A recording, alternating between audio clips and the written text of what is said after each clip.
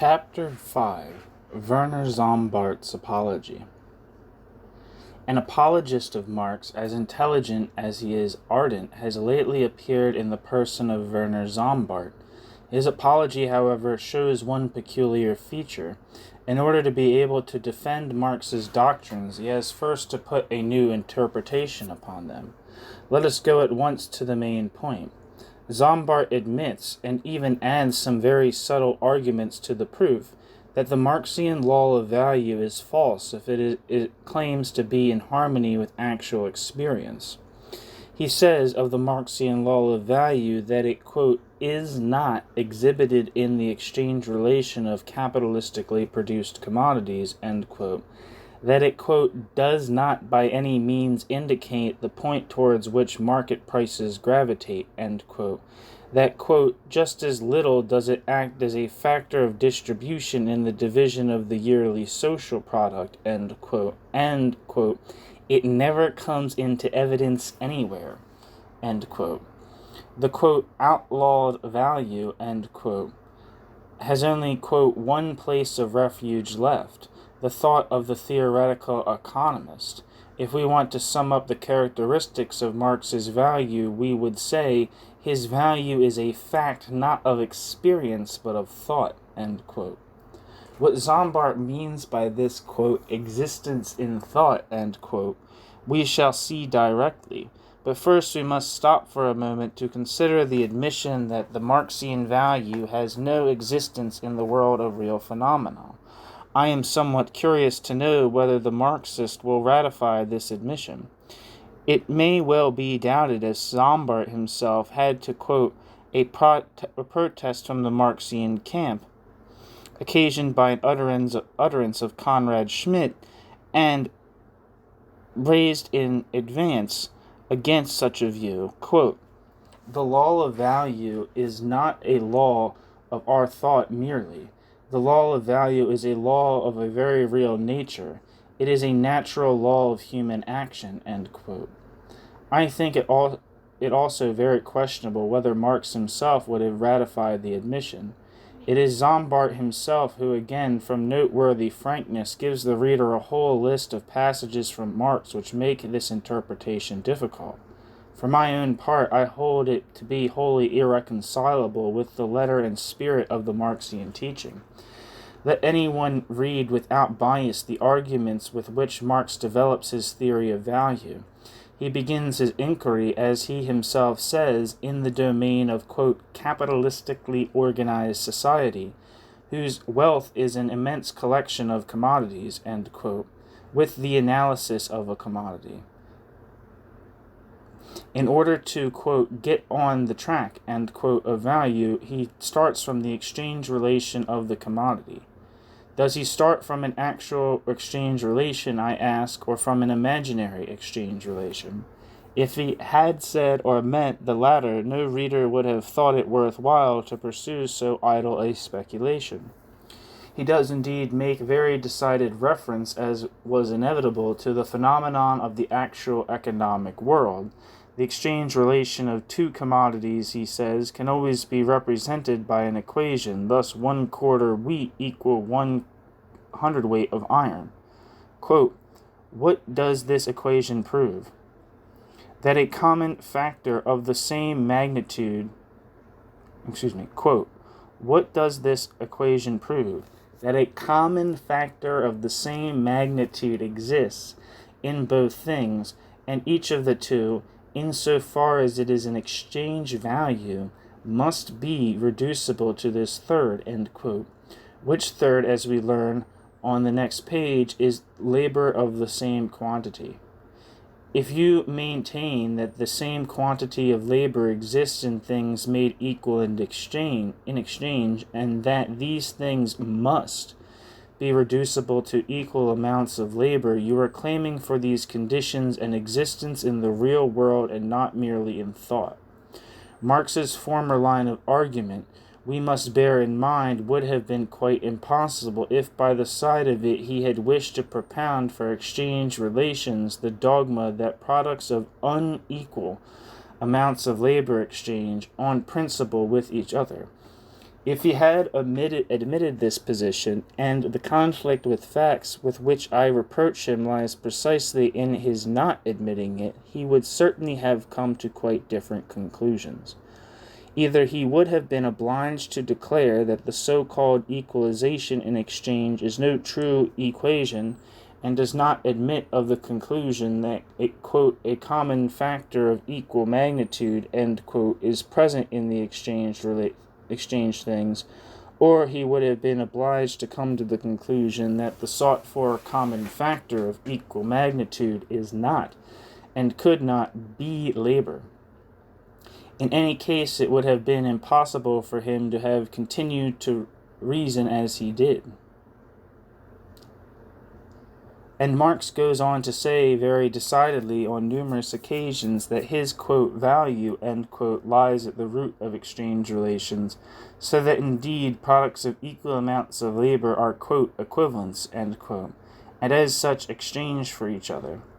In many places, some of which are quoted by Sombart himself, he claims that his law of value possesses the character and the potency of a law of nature.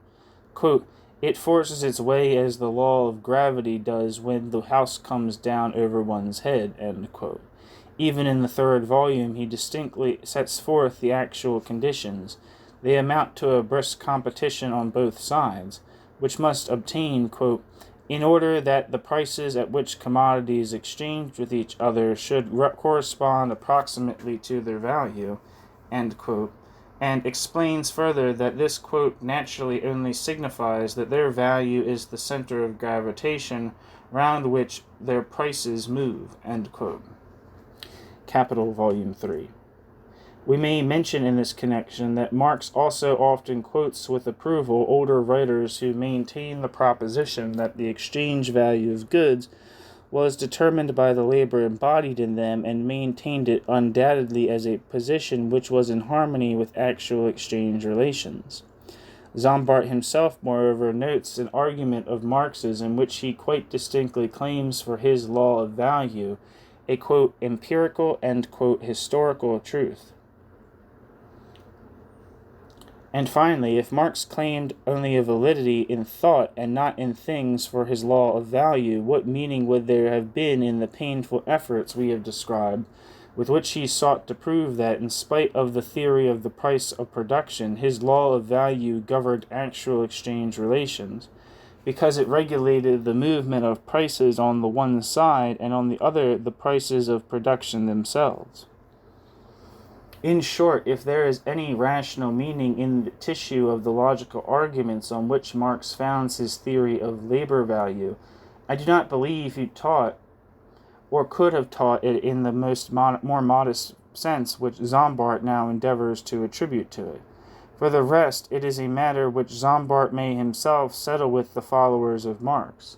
For those who, like myself, consider the Marxian theory of value a failure, it is of no importance whatever. Here, for either Marx has maintained his law of value in the literal sense, and that it corresponds with reality, and if so, we agree with Sombart's view that, maintained in this sense, it is false, or he did not ascribe any real authority to it, and then, in my opinion, it can be construed in any sense whatever which would give it the smallest scientific importance. It is practically and theoretically a nullity. It is true that about this Sombart is of very different opinion.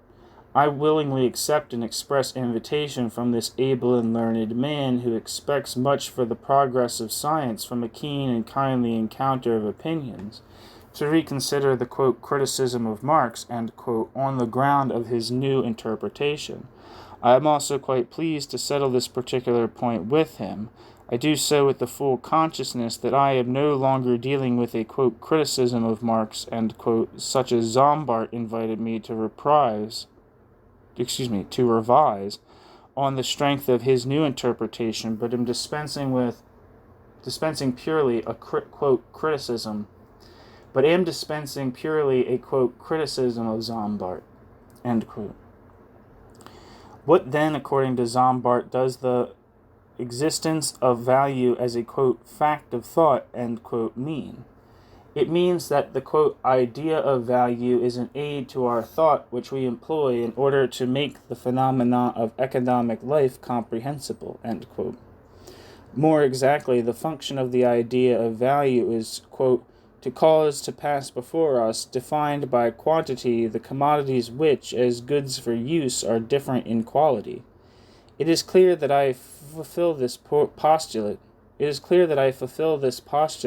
If I imagine cheese, silk, and blacking as nothing but products of human labor in the abstract, and only relate them to each other quantitatively as quantities of labor, the amount of the quantity being determined by a third factor common to all and measured by units of time, end quote.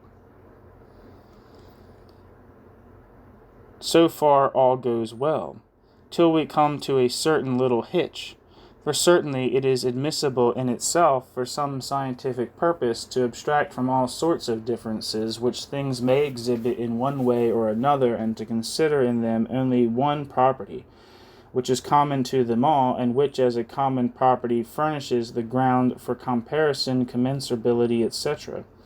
In this very way, mechanical dynamics, for instance, for the purpose of many of its problems, rightly abstracts altogether from the form, color, density, and structure of bodies in motion, and regards them only as masses, propelled billiard balls, flying cannon balls, running children, trains in motion, falling stones, and moving planets, are looked upon simply as moving bodies. It is not less admissible or less to the purpose to conceive cheese, silk, blacking as, quote, nothing but products of human labor in the abstract, end quote.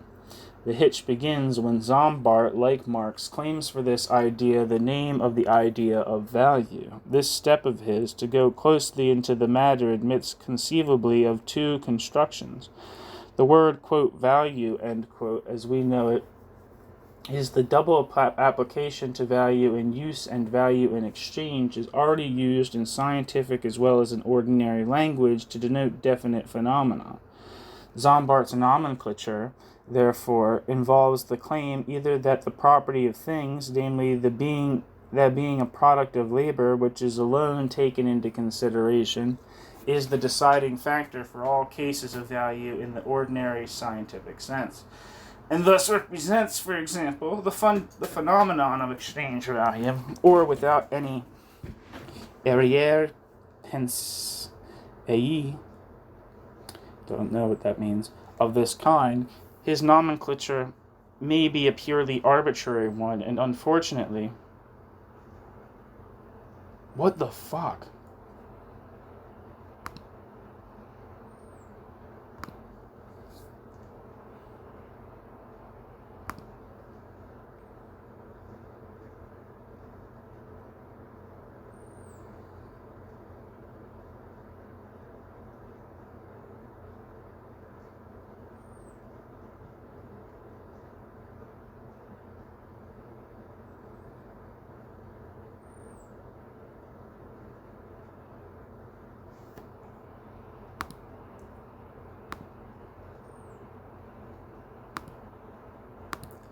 Sorry.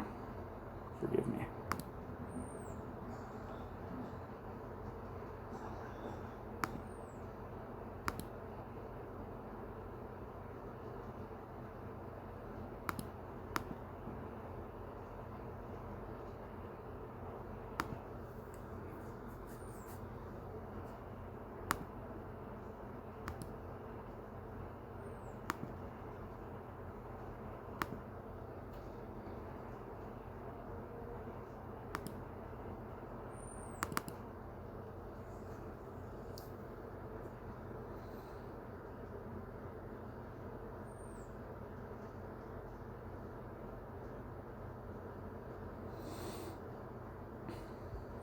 I don't know where I was, but I must just reread this sentence.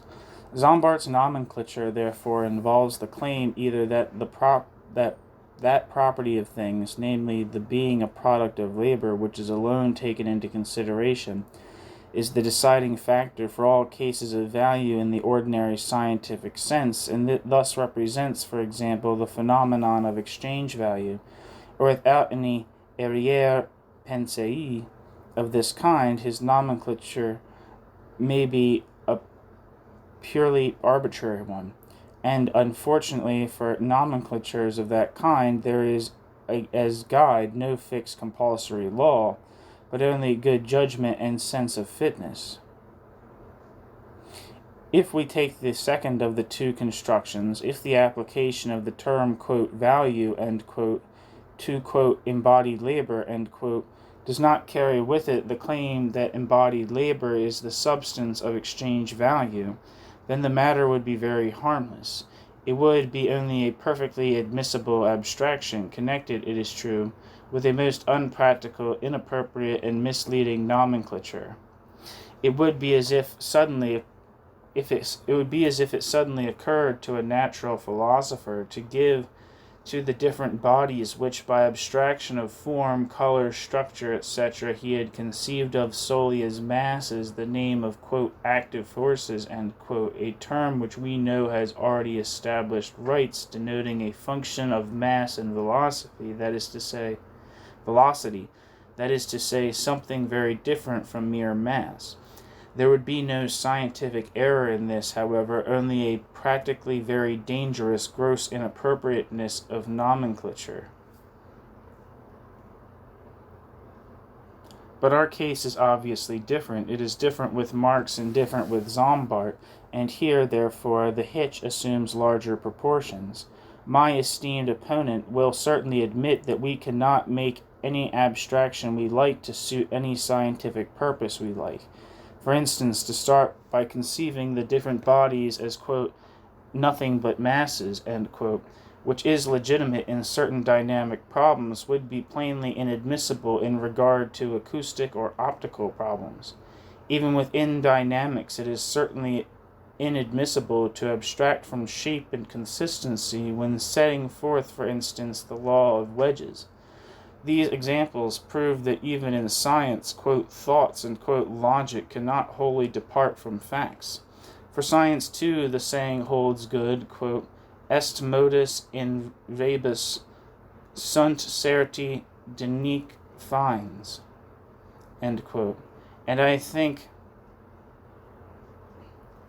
that I may show, without danger of a contradiction from my esteemed opponent, that those, quote, definite limits, end quote, consist in this, that in all cases only those peculiarities may be disregarded which are irrelevant to the phenomenon under investigation, and I emphasize really, actually irrelevant. On the other hand, one must leave to the remainder, to the skeleton, as it were, of the conception which is to be subjected to further study, everything that is actually relevant on the concrete side. Let us apply this to our own case. The Marxian teaching, in a very emphatic way, bases the scientific investigation and criticism of the exchange relations of commodities on the conception of commodities as, quote, nothing but products, end quote. Sombart endorses this, and in certain rather indefinite statements, which on account of their indefiniteness I do not discuss with him, he even goes so far as to view the foundations of the whole economic existence of man in light of that abstraction. That embodied labor alone is of importance in the first case, exchange, or even in the second case, economic existence. Sombart himself does not venture to affirm. He contents himself with asserting that, with the conception of the, quote, fact most important, economically and objectively, end quote, is brought into prominence. I will not dispute this statement, only it must certainly not be taken to mean that all the other important facts besides labor are so completely subordinate, that they might be almost, if not altogether, disregarded from their insignificance. Nothing could be less true. It is in the highest degree important for the economic existence of human beings whether, for instance, the land which they inhabit is like the valley of the Rhone, or the desert of Sahara, or Greenland, And it is also a matter of great importance whether human labor is aided by a previously accumulated stock of goods, a factor which also cannot be referred exclusively to labor. Labor is certainly not the objectively most important circumstance for many goods, especially as regards exchange relations.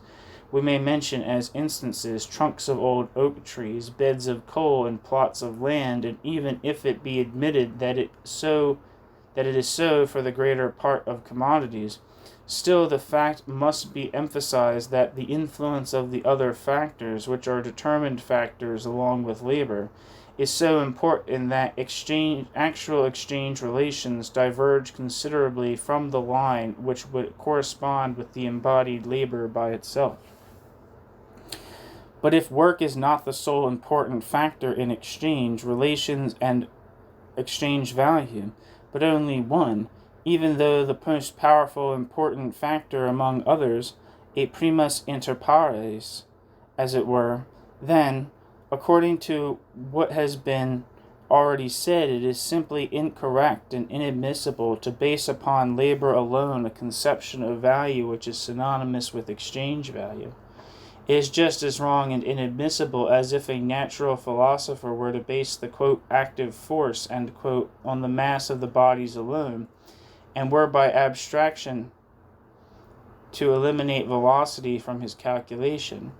I am truly astonished that Sombart did not see or feel this, and all the more so because in formulating his opinions he incidentally made use of expressions the incongruity of which with his own premises are so striking that one would have thought he could not fail to be struck by it. Sombart's starting point is that the character of commodities as products of social labor represents the economically and objectively most important feature in them, and he proves it by saying that the supply to mankind of economic goods, quote, natural conditions being equal, end quote, is in the main dependent on the development of the social productive power of labor, and thence he draws the conclusion that this feature finds its adequate economic expression in the conception of value which rests upon labor alone. This thought he twice repeats on pages 576 and 577 in somewhat different terms, but the expression, quote, adequate, end quote, recurs each time unchanged. Now I ask, is it not on the contrary evident that the conception of value as grounded upon labor is not adequate to the premise that labor is merely the most important among several factors, but goes far beyond it? It would have been adequate only if the premise had affirmed that labor is the only important fact. But this Sombart by no means asserted. He maintains that the significance of labor is very great in regard to exchange relations, and for human life generally, greater than the significance of many other factors, and for such a condition of things, the Marxian formula of value, according to which labor alone is all important, is an expression as little adequate as it would be to put down 1 plus 1/2 plus 1/4 is equal to 1 only. Not only is the assertion of the, quote, adequate, end quote, conception of value not apposite, but it seems to me that there lurks behind it a little touch of williness, quite unintended by Sombart. While expressly admitting that the Marxian value does not stand the test of fact, Sombart demanded an asylum for the, quote, outlawed, end quote, value in the thought of the theoretical economist. From this asylum, however, he unexpectedly makes a clever sally into the concrete world when he again maintains that his conception of value is adequate to the objectively most relevant fact, or, in more pretentious words, that a, quote, technical fact which objectively governs the economic existence of human society has found in it its adequate economic expression, end quote. I think one may justly protest against such a proceeding. It is a case of one thing or the other.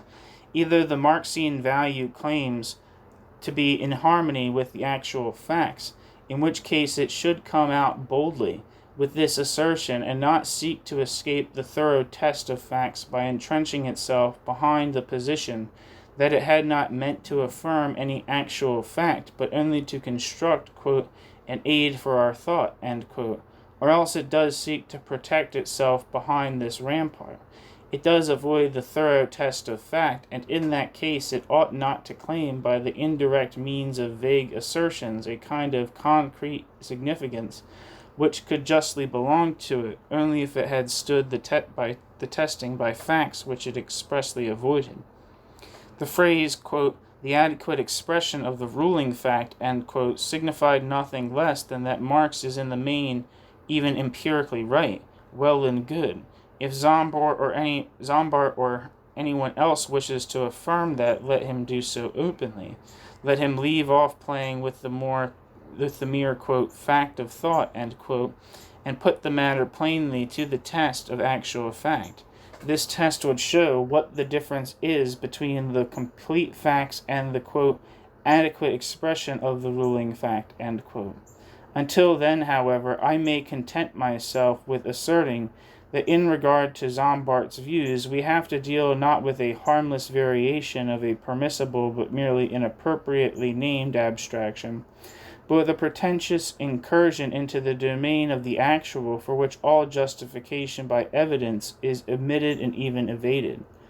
There is another inadmissibly pretentious assertion of Marx's, which I think Sombart has accepted without sufficient criticism, the statement that it is only by conceiving commodities as, quote, nothing but products, end quote, of social labor that it becomes possible to our thought to bring them into quantitative relations with each other, to make them, quote, commensurable, end quote, and therefore to, quote, render, end quote, the phenomenon of the economic world,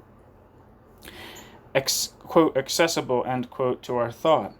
Would Sombart have found it possible to accept this assertion if he had subjected it to criticism? Could he really have thought that it is only by means of the Marxian idea of value that exchange relations are made accessible to scientific thought, or not at all? I cannot believe it. Marx's well-known dialectical argument on page 44 of the first volume can have had no convincing power for a Sombart. Sombart sees and knows as well as I do that not only products of labor, but pure products of nature too, are put into quantitative relation in exchange, and are therefore practically commensurable with each other as well as with the products of labor. And yet, according to him, we cannot conceive of them as commensurable except by reference to an attribute which they do not possess, and which, though it can be ascribed to products of labor as far as quality is concerned, cannot be imputed to them in regard to quantity, since, as has always been admitted, products of labor do not exchange in proportion to the labor embodied in them. Should not that rather be a sign to the unbiased theorist that in spite of Marx, the true common denominator, the true common factor in exchange, still has to be sought for in another direction than that taken by Marx?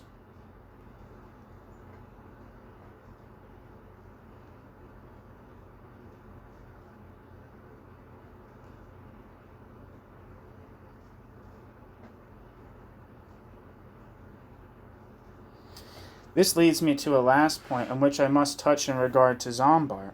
Sombart wishes to trace back the opposition which exists between the Marxian system on the one side and the adverse theoretical systems, especially of the so-called Austrian economists on the other, to a dispute about method. Marx, he says, represents an extreme objectivity. We others represent a subjectivity which runs into psychology. Marx does not trace out the motives which determine individual subjects as economic agents in their mode of action, but he seeks the objective factors of the, quote, economic conditions, end quote, which are independent of the will, and I may add also of the knowledge of the individual. Marx seeks to discover, quote, what goes on what goes on beyond the control of the individual by the power relations which are independent of him, end quote. We, on the contrary, quote, try to explain the processes of economic life in the last resort by a reference to the mind of the economic subject, end quote. and, quote, plant the laws of economic life on a psychological basis. That is certainly one of the many subtle and ingenious observations which are to be found in Sombart's writings. But in spite of its essential soundness, it does not seem to me to meet the main point. It does not meet it in regard to the past by explaining the position taken up hitherto by the critics towards Marx, and therefore it does not meet it as regards the future, demanding as it does an entirely new era of Marxian criticism, which has still to begin, for which there is, quote, as good as no preparatory work done, end quote, and in regard to which it would be necessary to decide first of all what is to be its method. The state of things appears to me to be rather this. The difference pointed out by Sombart in the method of investigation certainly exists, but the, quote, old criticism of Marx did not, so far as I personally can judge, attack his choice of method, but his mistakes in the application of his chosen method. As I have no right to speak of other critics of Marx, I must speak of myself. Personally, as regards the question of method, I am in the position adopted by the literary man in the story in regard to literature. He allowed every kind of literature, with the exception of the genre NEU. I don't fucking know. I allow every kind of method as so long as it is practiced in such a way as to produce some good results. I have nothing whatever to say against the objective method. I believe that in the region of those phenomena which are concerned with human action, it can be an aid to the attainment of real knowledge. That certain objective factors can enter into systematic connection with typical human behaviors, while those who are acting under the influence of the connection are not clearly conscious of it. I willingly admit, and I have myself drawn attention to such phenomenon. For instance, when statistics prove that suicides are specifically numerous in certain months, say July and November, or that the number of marriages rises and falls according as harvests are plentiful, or the reverse, I am convinced that most of those who swell the contingent of suicides that occur in the months of July and November never realize that it is July and November, and also that the decision of those who are anxious to marry is not directly affected by the consideration that the means of subsistence are temporarily cheap. At the same time, the discovery of such an objective connection is undoubtedly of scientific value. At this juncture, however, I must make several reservations, self-evident reservations, I think. First, it seems clear to me that the knowledge of such an objective connection, without the knowledge of the subjective links which help to form the chain of causation, is by no means the highest degree of knowledge, but that a full comprehension will only be attained by a knowledge of both the internal and external links of the chain. And so it seems to me that the obvious answer to Sombart's question, quote, whether the objective moment in the science of political economy is justified as exclusive or as simply complementary, end quote, is that the objective moment can be justified only as complementary. Secondly, I think, but as it is a matter of opinion, I do not wish to press the point with opponents, that it is just in the region of economics where we have to deal so largely with conscious and calculated human action that the first of the two sources of knowledge, the objective source, can at the best contribute a very poor and especially when standing alone an altogether inadequate part of the total of attainable knowledge. Thirdly, and this concerns the criticism of Marx in particular, I must ask with all plainness that if any use is made of the objective method, it should be the right use. If external objective connections are shown to exist, which, like fate, control action with or without the knowledge, with or without the will of the doer, I let them be shown to exist. If external objective conditions are shown to exist, which, like fate, control action, with or without the knowledge, with or without the will of the doer, let him be shown to exist in their correctness. Let them be shown to exist in their correctness. And Marx has not done this. He has not proved his fundamental proposition that labor alone governs exchange relations, either objectively from the external, tangible, objective world of facts, with which, on the contrary, this proposition is in opposition, or subjectively from the motives of the exchanging parties, but he gives it to the world in the form of an abortive dialectic, more arbitrary and untrue to facts than has probably ever before been known in the history of our science. And one thing more, Marx did not hold fast to the quote objective end quote pale. He could not help referring to the motives of the operators as an active force in his system. He does this preeminently by his appeal to quote competition end quote.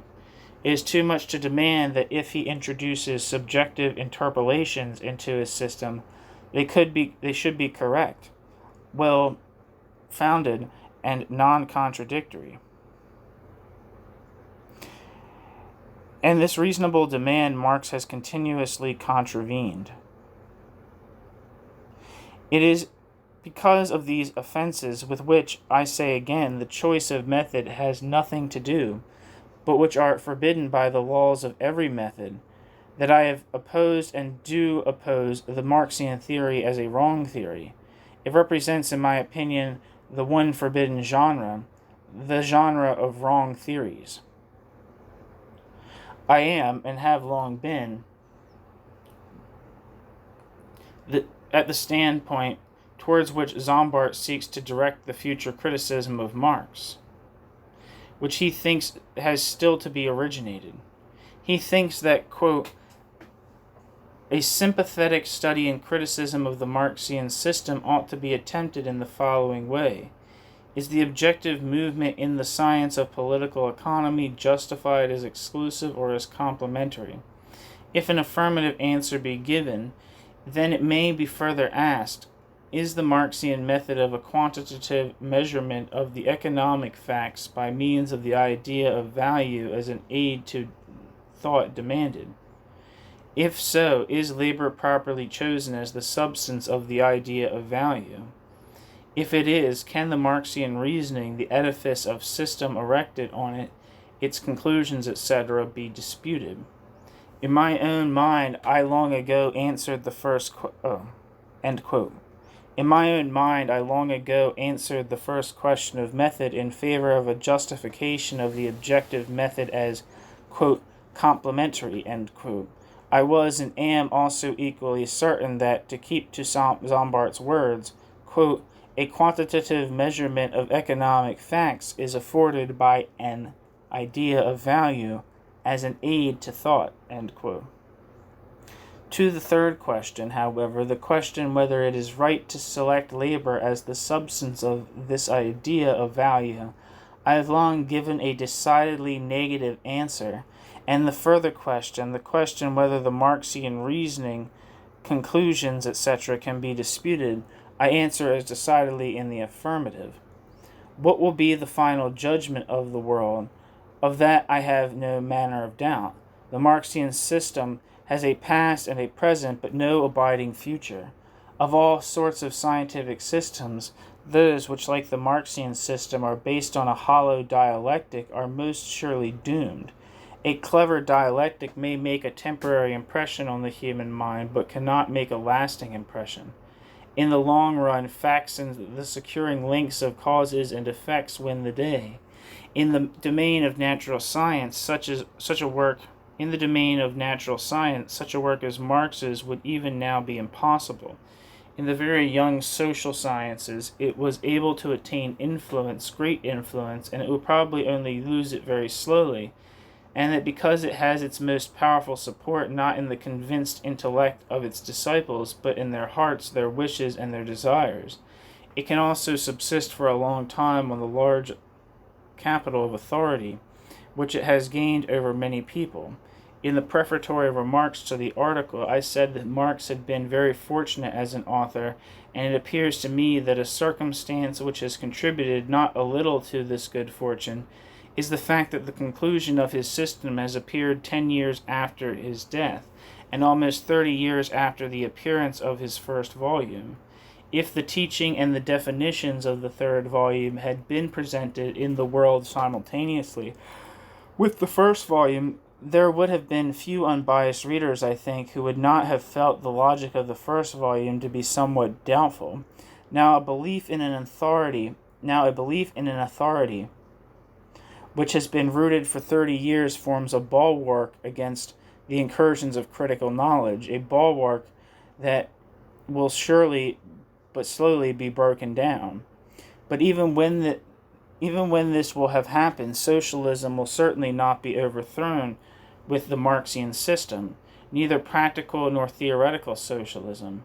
As there was a socialism before Marx, so there will be socialism after Marx.